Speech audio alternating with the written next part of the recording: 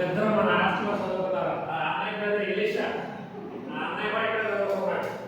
ఈ అన్నయ్య వాళ్ళిద్దరూ పుట్టినరోజు వేళ, ఆ పుట్టినరోజు సందర్భంగా మీకు మరి మంచి విందుని ఏర్పాటు చేయడం జరిగింది.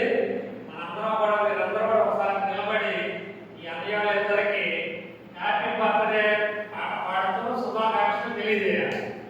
హ్యాపీ బర్త్డే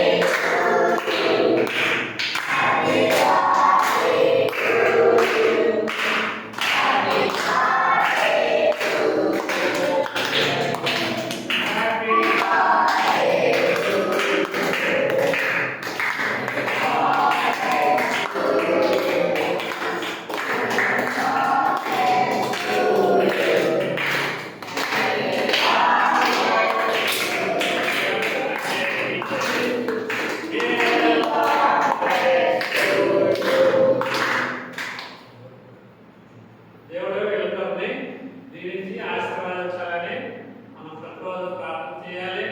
తర్వాత అన్యాయులందరూ కూడా ఇంకా మంచి స్థాయిలో ఉండాలి.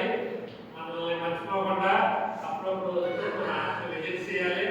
ఇలా ఎవరితో కానీ పెళ్ళి వీళ్ళిద్దరు పెళ్ళి ఖచ్చితంగా ఈ అన్నయ్య పెళ్లి కూడా అయింది. ఒకసారి మన అక్కను కూడా తీసుకొస్తాడు. ఈ అన్నయ్య అవ్వాలి కాబట్టి వీళ్ళిద్దరిని దేవుడు బాగా దీవించి ఆశీర్వదించాలని కోరుకుంటూ ఈ విందు ఏర్పాటు చేసినటువంటి మీ ఇద్దరికి కూడా థ్యాంక్స్.